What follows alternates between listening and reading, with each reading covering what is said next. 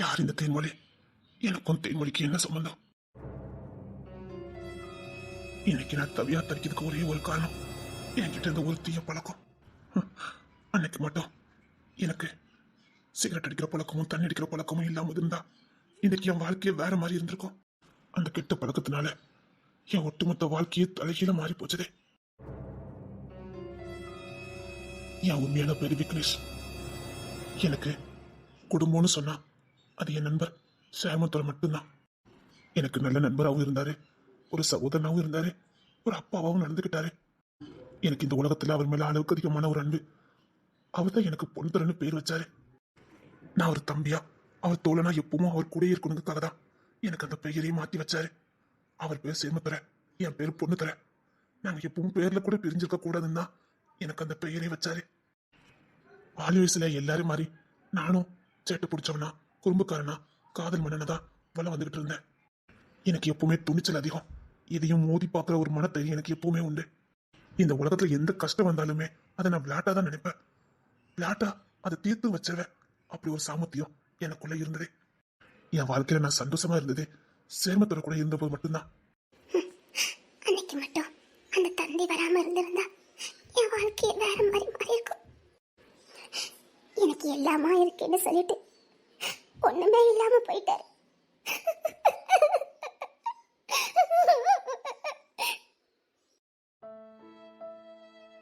சேமத்தோட எப்போதுமே அவர் குடும்பத்துல ஒரு ஆளா தான் என்ன பாப்பாரு. அப்படிதான் அவர் குடும்பத்துல இருக்கவங்க எல்லாருக்கும் என்ன நல்லா தெரிஞ்சுக்கணுக்காக ஒரு மாத காலம் விடுப்பு எடுத்து அவர் கூட தங்கியிருக்கவும் அவர் குடும்பத்தோட இருக்கவும் என்ன லடாக்ல இருந்து கூட்டிட்டு வந்தாரு. அப்படி நான் வந்த இடம் தான் குற்றாலம். நான் ரொம்ப சந்தோஷமா இருந்ததும் அங்கதான். எனக்கு தாயி தகப்பன் கூட போனாங்க யாருமே இல்லைங்கிற கவலை எனக்கு ஒரு துளி கூட இல்லாத அளவுக்கு சொந்த பிள்ளையா பாத்துக்கிட்டாங்க. சொந்த வீட்டுல இருந்த மாதிரியும் சொந்த ஊர்ல இருந்த மாதிரியும் நான் ரொம்ப சந்தோஷமா இருந்தேன். சேமத்துறைக்கு அந்த ஊர்ல பேர் புகழ் அதிகம். அவர் மிலிட்டரியில நிறைய கோல்டு மெடல் எல்லாம் வாங்கியிருக்கிறதுனால அவருக்கு ஊர்ல அதிக மரியாதை. அவருடைய பத்தின செய்தி அடிக்கடி பேப்பர்ல வரும். அவர் வீர மட்டும் இல்ல, அதே நேரத்துல நல்ல இறக்க குணம் படைச்சவரே. தான் சம்பாதிக்கிற பாதி பணத்தை கஷ்டப்பட்ட ஏழை பிள்ளைங்களுக்கு தான் உதவி பண்ணுவாரு. கல்விக்கு ரொம்ப முக்கியத்துவம் கொடுப்பாரு. படிப்பு இல்லாத பிள்ளைங்களுக்கு படிப்பை தேடி போய் கொடுக்கணுங்கிறதுக்காக கடன் பட்டாவது அந்த பிள்ளைங்களை படிக்க வைக்க நினைப்பாரு. அது மட்டும் இல்ல, அந்த ஊர்ல இருக்கிற வாலிப பசங்களுக்கு இலவசமா உடற்பயிற்சி எல்லா கலைகளையும் கத்துக் கொடுப்பாரு. சிலம்பாட்டம், கராத்தே எல்லாமே கத்துக் கொடுப்பாரு. நானும் கூட போவேன். அவரால் முடிஞ்ச அளவுக்கு அந்த ஊருக்கு நன்மை மட்டுமே செஞ்சுக்கிட்டு இருப்பாரு. அதனால அவர் பேர் பட்டி தொட்டியும் பரவ ஆரம்பிச்சது. அப்படி ஒரு நாள் ஒரு ஸ்கூல்ல அவரை சிறப்பு விருந்தினரா அழைச்சிருந்தாங்க. என்கிட்ட காலையிலே சொன்னாரு, இன்னைக்கு சாயங்காலம் ஒரு ஸ்கூல்ல ஆனுவல் ஃபங்க்ஷன், நான் பேச்சாளரா போறேன், சிறப்பு விருந்தினரா போறேன். அதனால நீ ட்ரிங்க்ஸோ சிகரெட்டோ குடிக்க கூடாது, என் கூட வந்து அமர்ந்திருக்கணும்னு என்கிட்ட காலையிலே சொல்லியிருந்தாரு. என் வாழ்க்கையை அன்னைக்கு தான் புரட்டி போட போதுன்னு அன்னைக்கு எனக்கு சத்தியமா தெரியாது. எல்லாத்தையும் விளையாட்டா நினைக்கிறேன்னா அன்னைக்கு அதையும் விளையாட்டாவே நினைச்சிட்டேன். அந்த ஒரு சம்பவம் என் வாழ்க்கையை தலைகீழ புரட்டி போட போகுதுன்னு எனக்கு சத்தியமா அன்னைக்கு தெரியாது. அவர் தானே சிறப்பு விருந்தினரா போறாருன்னு அசால்ட்டா அன்னைக்கு நான் நிறைய ட்ரிங்க்ஸும் சிகரெட்டும் குடிச்சிட்டு நின்றுட்டு இருந்தேன். நம்ம ஸ்கூலுக்கு வந்திருக்கோம், நீ என்னடா வேலை பார்த்துட்டு இருக்க? எனக்கு தான் இது இல்லாம முடியாதுன்னு உங்களுக்கு தெரியும்ல. ட்ரிங்க்ஸ் வேற பண்ணிருக்கியா? லைட்டா கம்மிதான், என்னால முடியாது. ஸ்கூல் ஃபங்க்ஷனுக்கு வந்திருக்கோம், உன்னை பேசவில்லைன்னு நினைச்சேன். என்னடா அலங்கோலத்துல வந்து நிக்க? இதை மத்த நாள் வச்சுக்கிட கூடாதடா. காலையில நான் உங்ககிட்ட சொல்லணும் சொல்லலையா? நீங்க தானே பேச போறீங்க, நான் எதுக்கு? உள்ள வந்து எப்படி இருப்ப? உள்ள இல்ல, நான் இங்க வெளியில நிக்க. ஏண்டா? சரி, ஸ்கூல் முன்னாடி ஸ்மோக் பண்ணிட்டு இருக்காத, அந்த மெயின் ரோட்டுக்கு போயிரு. சரி சரி. எப்ப பார்த்தாலும் ஸ்மோக் பண்ணிக்கிட்டே இருப்ப, என் உயிர் மூச்சு மாதிரி ஊதிக்கிட்டே இருக்கணும். எங்க பாரு, ஸ்கூலுக்கு ஸ்மோக் பண்ணிடாத, பொண்ணுது. சரி, ரோட்டுக்கு போ. சரி, இங்க பாரு, 6 மணி நேரத்துல பேசிட்டு வந்துங்க. ரொம்ப நேரமா பேசினா பிள்ளைங்களுக்கு போர் அடிக்கும், பட் எனக்கும் போர் அடிக்கும். பட் நான் பாட்டுக்கு உள்ள வந்துருவேன், உங்களை கரகரன்னு கூப்பிட்டு போயிருவேன். பாத்துக்கோங்க. திருத்தவே முடியாது, உன் சேட்டையை கொஞ்சம் குறை. என் கல்யாணம் முடிஞ்ச அடுத்த வாரமே உனக்கு ஒரு பொண்ணை பார்த்து நான் கல்யாணம் பண்ணல. போங்க சார், இதுக்கெல்லாம் எனக்கு வெக்கம் வரதான் செய்யுது. சரி, ஒரு ஓரமா நின்று கணக்கு கட்டிட்டு நில்லு, நான் 1/2 மணி நேரத்துல வந்துருந்தேன். அப்புறம் ரொம்ப முக்கியமானது என்ன, எனக்கு பார்க்க போற பொண்ணு அட்லீஸ்ட் என் தோலுக்காவது இருக்கணும். ஏன் கட்டையா இருந்த மாப்பிள்ள கட்டிக்க மாட்டீங்களா? அப்படி இல்ல, போங்க. டேய், அடுத்த தடவை உனக்கு பொண்ணு பார்க்க போறேன். இவன் லைக் பண்ண மாட்டான். அப்புறம் எனக்கு செவத்த பொண்ணு தான் வேணும். சரிடா, நல்ல செவத்த பிள்ளையா பாத்துருவோம். அப்புறம் முடி நிறைய இருக்கணும். அடேங்கப்பா, மாப்பிள்ள லிஸ்ட் ரொம்ப பெருசா வச்சிருப்ப பொண்ணுக்கு. டேய், முதல்ல நமக்கு பொண்ணு கொடுக்கானு பாப்புண்டா. என்ன செவத்துல எனக்கு என்ன குறை? ராது தலையாட்டு இருக்கேன். அது என்னத்துல மாப்பிள்ள சும்மா அட்டகாசமா ஸ்மோக்கு ட்ரிங்க்ஸ் அட்டகாசமா இருக்குதே. அது என்ன பொண்ணுட்டுக்கு தெரிய போதே. அங்க வரும்போது கரெக்டா வந்துடுறேன். அப்படியே பழமா பேசுவான். போடா. சரி சரி, சீக்கிரம் வந்துடணும். 1/2 மணி நேரம் டைம். அதுக்கு மேல 1 நிமிஷம் ஆனாலும் நான் இப்படியே உள்ள வந்துருவேன். சரிடா, நான் போயிட்டு வரேன். நம்மளுக்கு பார்க்க போற பொண்ணு எப்படி இருப்பா? ஏதோ என் மனசுதா படபடங்குது பின்னால. ஏக்கத்தி முன்னால நீ பின்னால நான் வந்தாத. ஏதோ என் மனசுதா படபடங்குது பின்னால. தீரத்தி என்னோட நீ இல்லாம நான் பின்னால. ஏதோ என் மனசுதா படபடங்குது பின்னால. ஒரு தேவதை வந்து விட்டார் என்னை தேடியே. அடுத்த வாரம் நான் குடும்பஸ்தன். எனக்குன்னு ஒருத்தி. அதுக்கு அடுத்த வருஷம் என் புள்ள என் கையில சிங்கக்குட்டியாட்டு இருப்பான். அப்புறம் ஒரு வீடு, தோட்டம், துறவு, என் பொண்டாட்டி பிள்ளோட மிலிட்டரியில ரிட்டையர்ட் ஆகி வந்து சோகமா வாழடு. பொண்டாட்டிய நல்லா பாத்துக்கணும். அவன் வந்ததுக்கு அப்புறம் இந்த ஸ்மோக்கு இதெல்லாம் இருக்கவே கூடாது. அது வரைக்கும் நல்லா ஊதிக்கணும். என்ன 1/2 மணி நேரம் தாண்டி போச்சு, இன்னும் காணா. சேருமா? 1/2 மணி நேரமா? 2 மணி நேரம் ஆகுது. ஐயோ, இந்த சேருமா எங்க போனாலும் இப்படிதான். அந்த பாலா பொண்ண குடியினால என் வாழ்க்கையே தலைகீழ மாறுன்னு சத்தியமா எனக்கு தெரியாது. அன்னைக்கு மட்டும் அந்த ட்ரிங்க்ஸ் ஸ்மோக் வேண்ட இல்லாம இருந்திருந்தா நானும் அந்த ஸ்கூலுக்குள்ள போயிருப்பேன். நான் ஸ்கூலுக்குள்ள போயிருந்தா என் சேர்மாவுக்கு நான் பண்ணி கொடுத்த சத்தியத்தை நிறைவேற்றி இருப்பேன். சேர்மா, என்ன மன்னிச்சிரு சேர்மா. சேர்மா, சாகர கடைசி நடில கூட என்கிட்ட சத்தியம் வாங்கிட்டு செத்து போனான். அவன் சத்தியத்தை கூட என்னால நிறைவேற்ற முடியல. சேர்மா, என்ன மன்னிச்சிரு சேர்மா.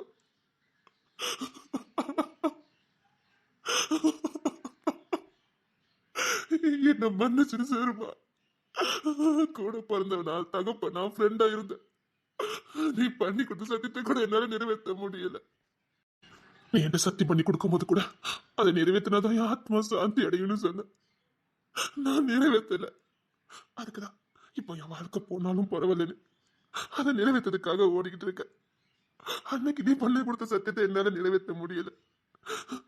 இது என் மன ஆறுதலுக்காக. என்ன மன்னிச்சிரு சேருமா. என்ன மன்னிச்சிரு சேருமா.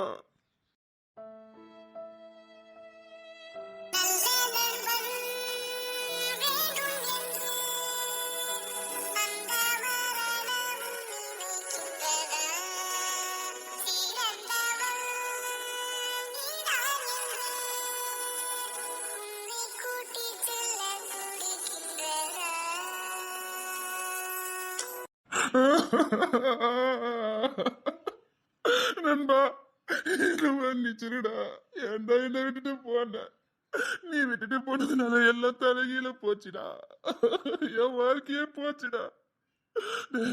உனக்கு பண்ணி கொடுத்த சத்தியத்தை நான் நிறைவேற்றலடா. ஏன்டா என்ன விட்டுட்டு போன?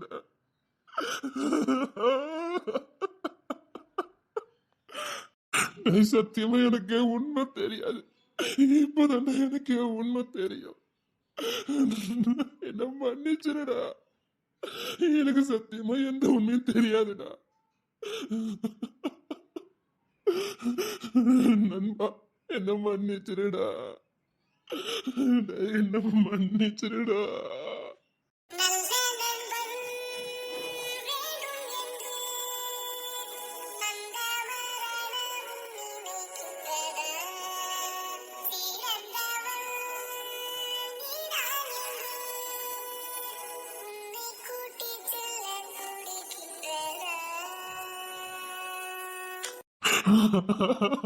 ஐயோ ஐயோ சேர்மா, என்ன மன்னிச்சிருடா. என்ன மன்னிச்சிருடா. என்னையும் கூட்டிட்டு போயிருக்கலாம்லடா. என்னையும் கூட்டிட்டு போயிருக்கலாம்லடா. பொண்ணுத்தர ஏன் அழுதுட்டு இருக்கீங்க? ஐயோ பொண்ணுத்தர எல்லாரும் பாக்குறாங்க. எதுக்கு கத்தி அழுதுட்டு இருக்கீங்க? டேய், நான் என்னடா பதில் சொல்ல போறேன்? ஏன்டா என்ன இப்படி பண்ணிட்டு போன? பொண்ணுத்தர ஐயோ என்ன இப்படி கத்தி அழுதுட்டு இருக்காரு? பொண்ணுத்தர என்ன? பொண்ணுத்தர ஏன்டா ஏன்டா என்னை விட்டுட்டு போன? நான் நீ பண்ணி கொடுத்த சத்தியத்தை நிறைவேற்றலடா. கடைசியா உயிர் பிடியும் போது கூட என் கை இருக்க பிடிச்சுக்கிட்டு எப்படியாவது நிறைவேற்றுன்னு சொன்ன. விட்டுட்டேன்டா. விட்டுட்டேன்டா. டேய், எனக்கு சத்தியமா தெரியாதுடா. டேய், என்ன மன்னிச்சிருடா. பொண்ணுத்தர எதுக்கு அழுதுட்டு இருக்கீங்க? சார் மாத்திர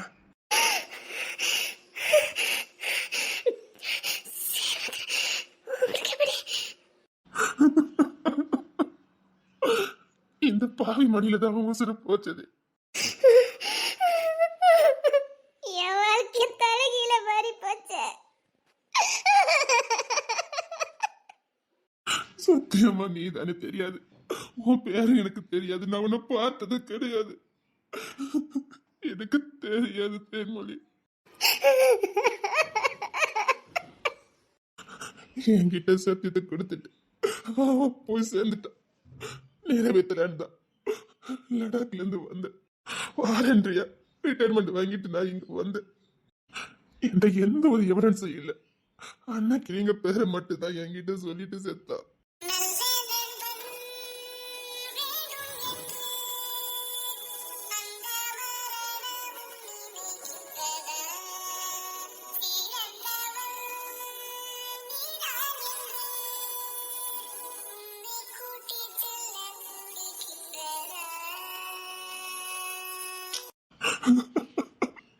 அவனால அன்னைக்கு அவன் பட்ட காயம் உசுரம் துடிச்சிட்டு இருக்கும் போது கூட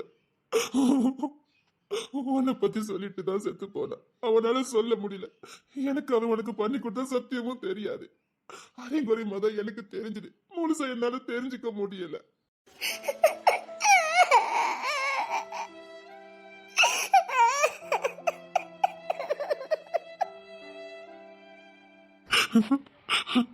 தெரிஞ்சுக்கிட்டேன். உடனே கிளம்பி வந்த. நீ எங்க இருக்க என்ன யாரு எனக்கு எதுவும் தெரியாது. உனக்கு போர்கிடம் குற்றாலன் கூட எனக்கு தெரியாது. அவன் குற்றாலன்னு சொல்லியிருந்தா கூட நான் எப்படியாவது கண்டுபிடிச்சிருப்பேன். அவன் சொன்ன ஒரே வார்த்தை அன்னைக்கு இங்க வார்த்தை மட்டும்தான். அவனால அது கூட சொல்ல முடியல. அன்னைக்கு இல்லையான்னு நான் கேட்டதுக்கு அப்புறம் ஆமா நீ கைய பிடிச்சுக்கிட்ட ஊசர பிரிஞ்சுது. அவன் கண்கள்ல 1000 வலி இருந்தது. அவன் துடி துடிச்சு இறந்து போனான். என்னால சொல்ல கூட முடியல. அவன் கண்கள்ல ஒரு ஏக்கத்தை பார்த்து பண்ணி கொடுத்த சத்தியம் எப்படியாவது அவளை காப்பாத்திருன்னு என் கண்ணை பார்த்துக்கிட்டே செத்து போனான். அவளை எப்படியாவது காப்பாத்துன்னு என் கண்ணை பார்த்துக்கிட்டே செத்து போனா. கிசாருக்கு உன்னை கல்யாணம் பண்ணி கொடுக்கும் போது கூட எனக்கு தெரியாது தேன்மொழி. ஜெயராஜ் வந்து சொன்னப்போ கூட எனக்கு புரியல. என்ன சொல்றீங்க? அவரு கிசாருக்கும் உனக்கும் கல்யாண தன்னைக்கு வந்தாரு. அவர் என்னமோ சொல்ல வந்தாரு. நான் அதை காது கொடுத்து கேட்கல. இப்பதான் அவர் சொல்ல வந்ததே என்கிட்ட சொன்னாரு. ஆனா நான் லடாக்குக்கு லெட்டர் போட்டுக்கிட்டு தான் இருந்தேன். எனக்கும் லெட்டர் வந்ததே. அதான் எனக்கும் புரியல. அந்த லெட்டர் உனக்கு போட்டது யாருன்னு எங்களுக்கும் தெரியல. கடைசியா ஒரு நாள் எங்க தங்க மொழிதான் சேர்மத்தர இறந்துட்டாருன்னு சொல்லதுக்கு வந்தா. ஐ லெட்டர் வந்துருச்சு. இந்த டைம்ல என்ன லடாக்ல இருந்து லெட்டரா? ஆமாத்த, எங்க மாமா தான் லெட்டர் போட்டிருக்காரு. ஏன் உங்க மாமா எனக்கு அவ்வளவு பிடிக்குமா? எங்க அம்மா அப்பா பிடிக்குமா மாமா பிடிக்குமான்னு கேட்டா எனக்கு எங்க மாமா தான் ரொம்ப பிடிக்கும். அப்படி இந்த லெட்டர்ல என்னதான் எழுதுவாரு? எங்க மாமா கிட்ட இருந்தா லெட்டர் வருது, ஆனா எதுவுமே எழுதல. எதுவுமே எழுதலையா? அதுக்கு பேர் என்ன லெட்டர்? லடாக்ல இருந்து வந்தேன் மட்டும் தான் இருக்கு, ஆனா உள்ளுக்குள்ள எதுவுமே இல்ல. அது எப்படி அவ்வளவு தூரத்துல இருந்து போடுறாங்க மாமா? அது எப்படி ஒண்ணுமே இல்லாம இருப்பாரு? அதானே எங்க மாமா விளையாடுற டைப்பும் கிடையாது. ஆனா என்னமோ தெரியல, எதுவுமே கொஞ்ச நாளா எழுதியே விடல. இருந்தாலும் லடாக்ல இருந்து லெட்டர் வந்தாலே எனக்கு சந்தோஷமா இருக்கும். எங்க மாமா மட்டும் வந்துட்டுனா என் வாழ்க்கையே மாறிடும். ஏன் உங்க மாமா உனக்கு அவ்வளோ பிடிக்குமா? பிடிக்குமாவா? அவ்வளோ பிடிக்கும்.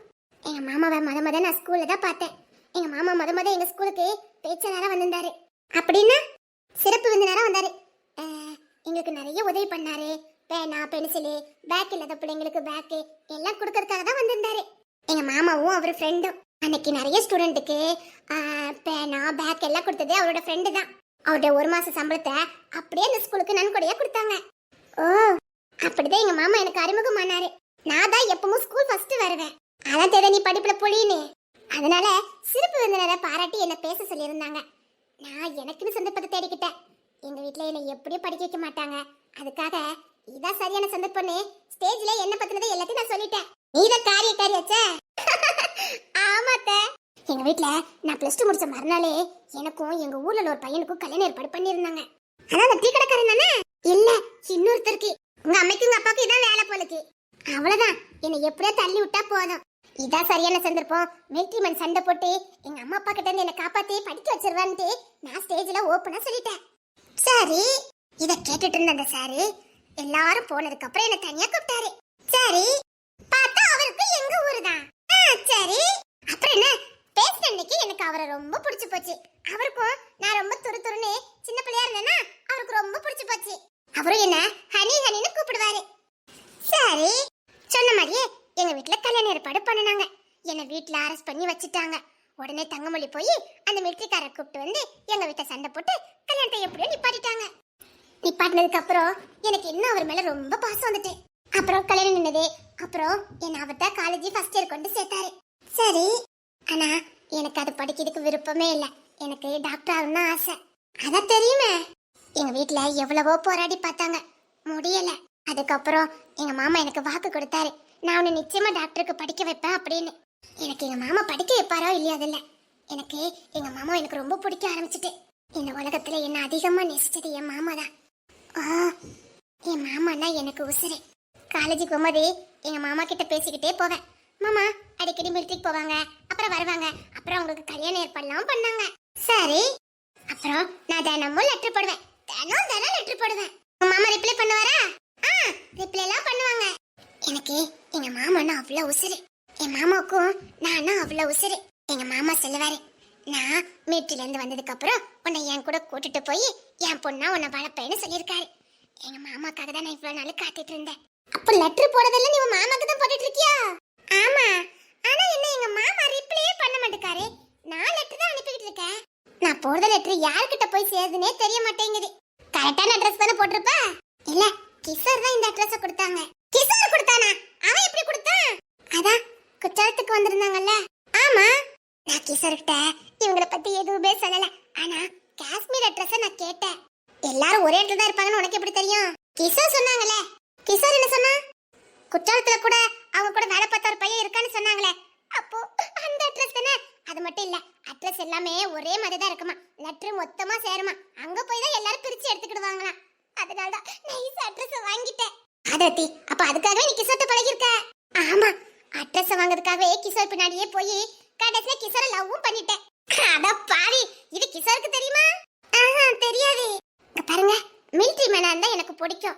ஏன்னா என் மாமா மிலிட்டரி மேன்ல, கிஷோரும் மிலிட்டரி மேன் தானே, அதான் எனக்கு பிடிச்சது. ஆனா இப்ப கமிஷனர்ல, ஆனா முதல்ல மிலிட்டரியில இருந்திருக்காங்கல்ல. சரி, இப்போ உன் மாமா மிலிட்டரியில தான் இருக்காருன்னு உனக்கு எப்படி தெரியும்? அவரு இன்னும் ஊருக்கு வரலையே. அதான் கல்யாணத்தை தள்ளி போட்டுட்டு இருக்கேன். எனக்கு எங்க மாமா வரணும்னு ஆசையா இருக்கு. அவர் தாலி எடுத்து கொடுத்துதா என் கல்யாணம் நடக்கணும். எனக்கு அப்பாவுக்கு அப்பாவா, அம்மாவுக்கு அம்மாவா அவர் தான் இருந்தாரு. சரி, அழாத. இல்லத்த, இந்த உலகத்துல என்கிட்ட யாரும் அவ்வளவு பாசமா இருந்ததே இல்லத்த. பாசம் கட்டதுக்கு எனக்கு யாருமே இருந்தது இல்ல. ஒரு பென்சில் வேணும்னா கூட எங்க அம்மா எனக்கு வாங்கி கொடுத்ததில்ல. அதுக்கு கூட நான் நேரா என் மாமா கிட்ட தான் போவேன். நான் கேட்டதுக்கு முன்னாடியே எனக்கு இதுதான் தேவைன்னு ஸ்கூல் முன்னாடி கரெக்டா நிப்பாரு. வளர்ந்ததுக்கு அப்புறம் காலேஜுக்கு முன்னாடி நிப்பாரு. எனக்கு என் மாமா நான் உசுரத்து. அவரு தாலி எடுத்து கொடுத்ததா என் கல்யாணம் நடக்கணும். ஒவ்வொரு மாசமும் கல்யாணத்தை தள்ளி போட்டுட்டு இருக்கேன். எனக்கு இதை யாருக்கிட்ட சொல்லணும்னு தெரியல. எனக்கு அம்மாவா அப்பாவா அவர் வேணும். அவர் எனக்கு வேணும் அத்தை. எனக்கு அவரை பார்க்கணும் போல இருக்கு அத்தை. எனக்கு ரொம்ப பிடிக்கும். என் மாமாவை எனக்கு ரொம்ப பிடிக்கும்.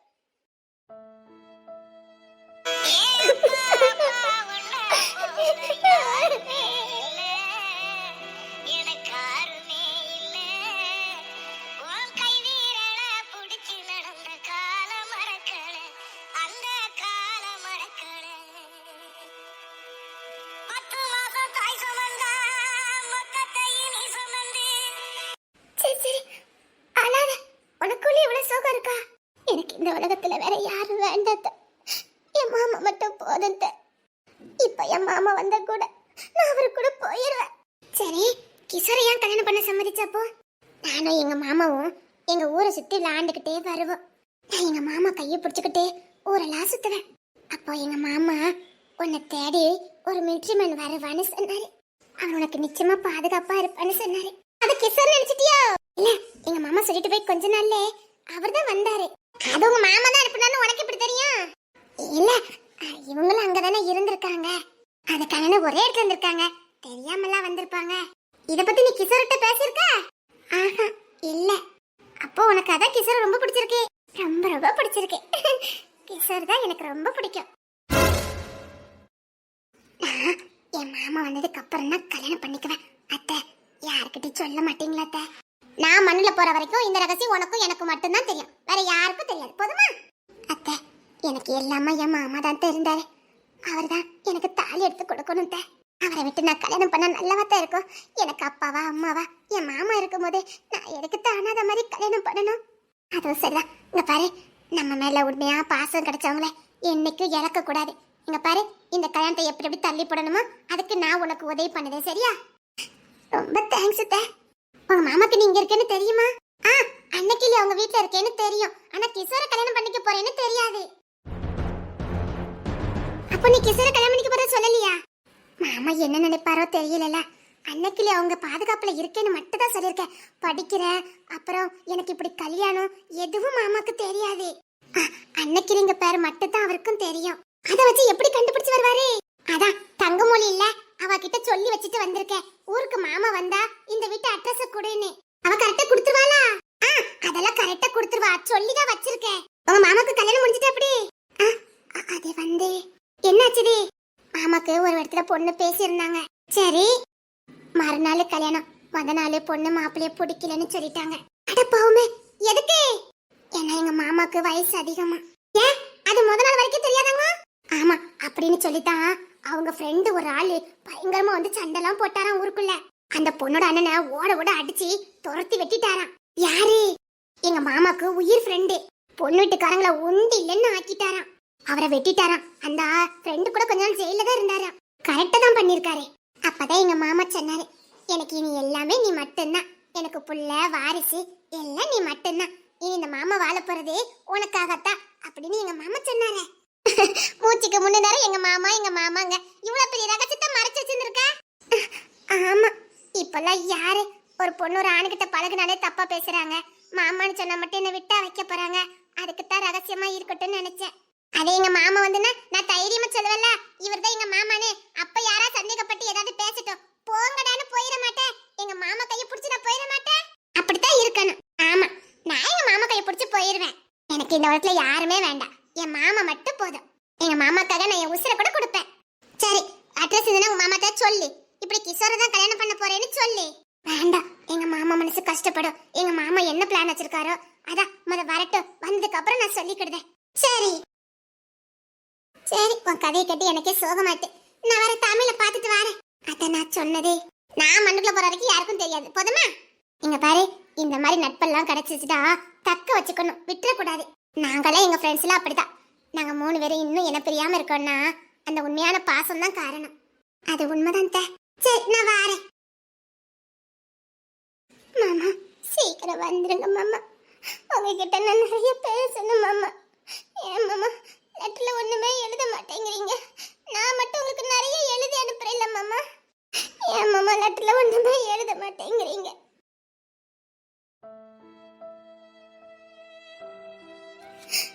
அதுக்கப்புறம் கொஞ்ச நாள் கழிச்சுதான் தங்கமொழி என்னை தேடி வந்தா. மாமா இறந்து 1 வருஷம் ஆகுதா அப்படின்னு செத்து போயிட்டு என் மாமாக்கு கடைசி வரைக்கும் நான் கேசர் கடை வாழ போறேங்கிற உண்மை எதுவுமே தெரியாது. அது சரி, அப்ப அந்த 1 வருஷமா லெட்டர் போட்டது யாரு? தெரியல, நானே என் மாமா தான் அனுப்புறாரு நினைச்சேன். எனக்கு தெரியல, எனக்கு அந்த லெட்டர் போட்டது யாருன்னே தெரியாது. சரி, நீ போட்ட லெட்டர் யார்கிட்ட போச்சுதே? கிஷோர் கொடுத்த அட்ரஸ் தான் நான் போட்டேன். கிஷோர் கிட்ட நான் கேட்டேன். அவன் நாங்க இருந்த அட்ரஸ் தான் சும்மா கொடுத்துருக்கான். அவனும் உன் மனசுல இடம் பிடிக்கிறதுக்காக தான் அந்த அட்ரஸ் சொல்லியிருக்கான். ஆனா அவன் அதுக்கப்புறம் அதை பெருசா எடுத்துக்கவே இல்லை. அவனுக்கு சேமத்துறை பத்தி எதுவுமே தெரியாம இருந்திருக்கு. நீ சேமத்துறை ஏதாவது சொல்லியிருந்தா அவன் நிச்சயமா ஏதாவது உண்மையை உங்ககிட்ட சொல்லியிருந்திருப்பான். அதுக்கப்புறம் தான் கிஷோரை கல்யாணம் பண்ணதுக்கு நான் சம்மதிச்சேன். எங்க மாமா பாடி கூட ஊருக்கு வரலன்னு சொன்னாங்க. நான் அதை அவரை அடக்கம் போனேன்னு.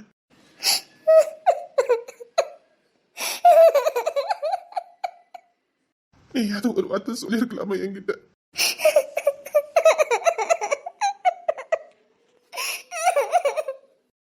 அன்னைக்கு மட்டும் நான் ஸ்கூலுக்குள்ள வந்திருந்தா நீ யாருன்னு எனக்கு தெரிஞ்சிருக்கும். அன்னைக்கு முத அவர் உன்ன ஸ்கூல்ல தானே பார்த்தாரு. சரி, நீ படிச்சிட்டு இருக்கும்போது யாருக்கா கவிதை எழுதி அனுப்புவியா? அதே மாமா தான் அங்க அனுப்பு, உனக்கு பரிசு கிடைக்கும்னு சொன்னாரு.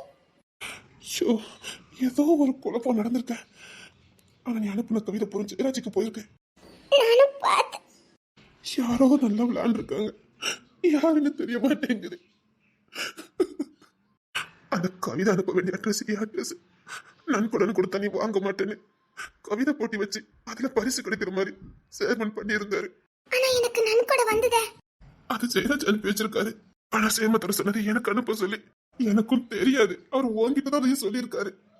சேமத்தர செத்ததுக்கு அப்புறம் அவருடைய ஃபைட் எல்லாத்தையும் எடுத்து பார்த்தேன். அதுலதான் முழுக்க உன்னை பத்தி எல்லாம் இருந்தது. அவர் எப்பவுமே முன்னாடி நடக்க போறதை முன்னக்கூடியே கணிக்கக்கூடியவர். அவர் இறந்தாலும் நீ பாதுகாப்பா இருக்கணுங்கிறதுக்காக, நீ படிக்கணுங்கிறதுக்காக டெபாசிட் எல்லாம் பண்ணி வச்சிருந்தாரு. என்கிட்ட முழு பொறுப்பையும் கொடுத்து அந்த கார்டியை நான் என்ன நிமிஷம் வச்சிருந்தாரு. இது எல்லாமே அவர் இறந்ததுக்கு அப்புறம் தான் எனக்கு தெரியும். அவர் இருக்கும்போது என்கிட்ட எதையும் சொல்லல. சாகும் போது உயர் பெரியும் போதுதான் எப்படியாவது உன்னை காப்பாத்த சொல்லி என் கண்ணையே பார்த்துட்டு செத்து போனாரு.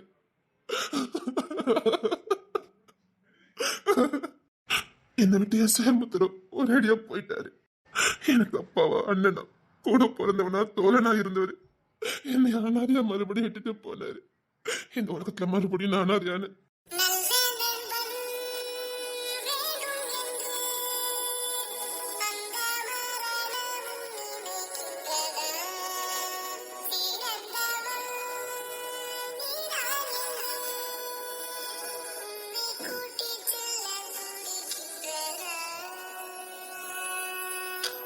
உன்னை எப்படியாவது நான் கண்டுபிடிச்சிருங்கிற நம்பிக்கையில தான் அங்க வாலண்டியா ரிட்டைர்மெண்ட் வாங்கிட்டு இங்க வந்து சேர்ந்தேன். இங்க வந்து சும்மா ஒரு கபடி கோச்சாதான் இருந்தேன். ஊரா போனா தானே நீ யாரு அன்னைக்கு யாருன்னு கண்டுபிடிக்க முடியும்னு ஊரா கபடி கோச்சுக்காக போனேன். கிடைச்ச வேலையெல்லாம் உதவிட்டு போனேன். பைத்தியமா சுத்தன. என் நண்பன் சாகிறதுக்கு முன்னாடி அவன் கண்ணனை பார்த்தேன். மரணத்தோட போராடின அவன் கண்ணனை பார்த்தேன். உன்னை எப்படியாவது மீட்க சொல்லி அவன் இதயம் பட்ட பாட நான் பார்த்தேன். தூங்க விடாம என்ன துரத்துச்சு. எப்படியாவது கண்டுபிடிச்சலான்னு ஒவ்வொரு நாளா அலையன்னு அலைஞ்ச. கண்ட தூக்கம் இல்ல, கோபக்காரனா மாறினேன். மறுபடியும் மோரடனா மாறினேன். என் நண்பனுக்கு நான் சத்தியம் பண்ணி கொடுத்ததை நிறைவேற்றனுக்காக ஓடுனேன். அப்பதான் ஒரு ஐடியா கிடைச்சது. இப்படி இருந்தா தேட முடியாது, ஏதாவது ஒரு டிபார்ட்மெண்ட்ல இருக்கணும்னு போலீஸ்ல இருந்து மறுபடியும் சேர்ந்தேன். ஒவ்வொரு ஊர் லிஸ்டா எடுத்தேன். அன்னைக்கிளின்னு ஒவ்வொரு ஊரா போய் தேடினேன். அப்பதான் மீனக்காவும் ஆதிரா ஒரு கேஸ் விஷயமா ஸ்டேஷனுக்கு வந்திருந்தாங்க. அப்பதான் தற்செயலா நாங்க யாரு தெரியுமா அன்னைக்கிளி குடும்பம்னு சொன்னாங்க. அப்பதான் நான் செத்து போனேன். அவங்கள வேலைக்கு அரெஸ்ட் பண்ணி வச்சேன். அப்பதானே அன்னைக்கிளி உள்ள வருவாங்க. அதே மாதிரி அன்னைக்கிளி அம்மா உள்ள வந்தாங்க. அவங்கள பத்தின எல்லாத்தையும் நான் புரட்டி எடுத்தேன். அதிர்ச்சியா இருந்தது. இப்படி ஒரு பொண்ணானு அப்படின்னா கண்டிப்பா சேர்மத்தர சொன்ன பொண்ணு இங்கதான் இருக்கணும். படிப்பு சம்பந்தப்பட்டது தானே, அப்ப இந்த அம்மா கட்டுப்பாட்டுக்குள்ள தான் இருக்கணும்னு அந்த வீட்டையே நான் சுத்தி வந்து நீ எனக்கு தெரியாது. உன்ன நான் கிஷோர் கூட நிறைய வாட்டி பார்த்தேன். ஆனா நீ அவன் கூட சந்தோஷம் போனனால சேர்மன் காப்பாத்த சொல்ல போன நீ இருக்க மாட்டேன் நினைச்சிட்டேன். நீ ஏற்கனவே டாக்டருக்கு படிச்சுட்டு இருந்த. சேர்மன் சொன்னது அந்த பொண்ணை படிக்க வைக்கணும்னு. அதனால உறுதியா நீ இல்லைன்னு நம்பின. கிஷோர் எனக்கு குற்றாலம்னு எதுவுமே சொல்லலையா? நீயும் கிஷோர் ஒன்னா லவ் பண்ணிட்டு இருந்தீங்க. நான் போய் குற்றாலம்னு ஏதாவது கேட்க போய் அது மட்டும் இல்ல, நாங்க மிலிட்டரியில இருக்கும்போது வேண்டாத வேலை வரும்னு பார்த்தோம். மொட்டை கடிதாசி அதுல குற்றாலம். அதான் எதையுமே ஞாபகப்படுத்தி ஒரு பொண்ணு வாழ்க்கை நாசம் பண்ண வேண்டாமேன்னு அவங்கிட்ட உனக்கு எந்த ஒண்ணு நான் கேட்கவே இல்லை. ஆனா எனக்கு தெரியும் உனக்கு குற்றாலம்னு. தேன்மொழிங்கிறது எனக்கு மட்டும் தான் தெரியும். ஆனா விக்ரம் தானே லெட்டர் போட்டாரே. மொட்டை கடிதாசி அவதான் போடுவாரு. அட்ரஸ் தான் வரும். ஆனா பேரு நான் தான் போட்டேன் தேன்மொழின்னு. சத்தியமா தெரிஞ்ச அந்த பேரை போடல, தெரியாம தான் அந்த பேரை போட்டேன். என் வாயில அந்த பேர் வந்தது, அதனால தேன்மொழின்னு போட்டுட்டேன். இத போய் நான் கிஷோர் கிட்ட சொன்னா என்ன ஆகும்? சந்தேகம் வந்துடாதே. அதனாலதான் நான் அதை காட்டிக்காம அங்க இருந்தேன். தினம் தினம் அந்த வீட்டுல ஒவ்வொருத்தரையா நான் சர்ச் பண்ணி பார்ப்பேன். என் சேர்மா சொன்ன பொண்ணு யாரு, என் சேர்மா சொன்ன பொண்ணு யாருன்னு. அப்பதான் ஆதிரா கதை என் காதுக்கு வந்தது.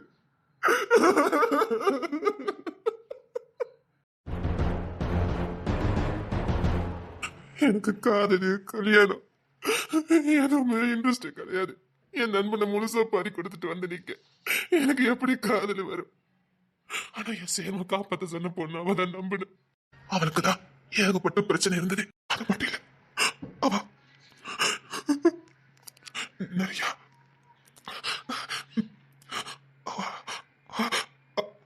காதம்பரி அவளை பல விஷயத்துக்கு அதனால சேவன் காப்பாத்த சொன்ன பொண்ணு அவதான் நினைச்சேன்.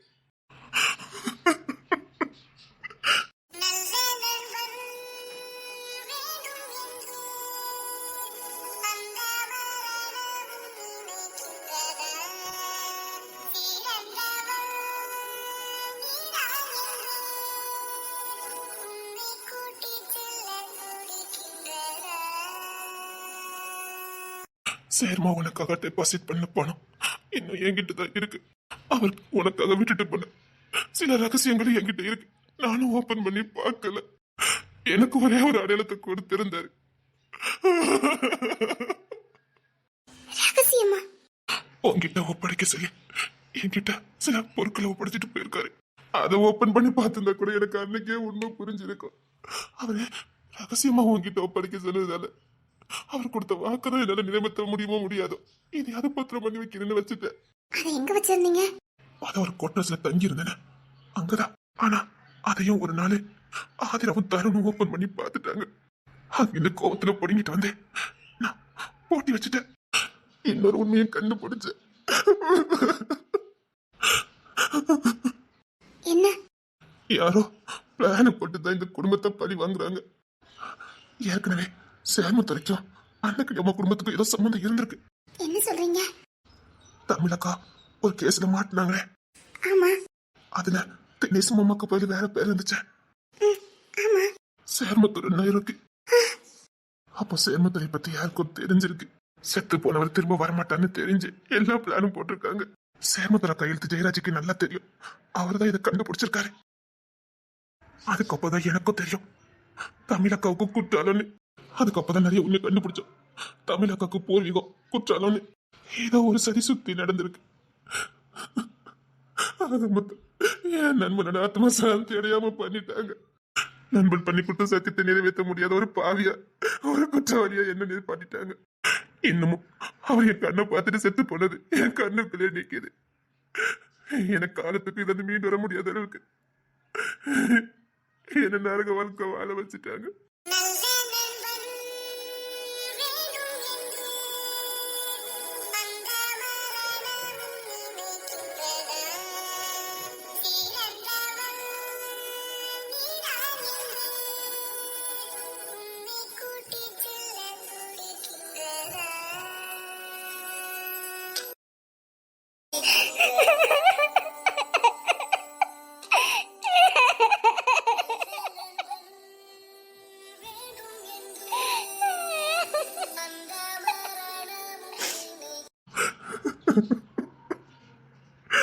இது உங்ககிட்ட பலமுறை சொல்லதுக்குதான் உன் பின்னாடி வந்தேன். அதுக்கப்புறம் அனுக்கலியமா தான் வேண்டான்னு சொல்லிட்டாங்க. என் மாமா அப்பாவா இருந்தாரு. சாகப்பது கூட என்ன நினைச்சுக்கிட்டே செத்துருக்காரு. இது எதுவுமே தெரியாம உங்க மடியில அவர் உசுறு போச்சுதான். என் வழியில தான் அவர் உசுறு போச்சுது. உன்னை எப்படியாவது காப்பாத்த சொல்லிட்டு அந்த உசுறு பிரிஞ்சு போச்சுது.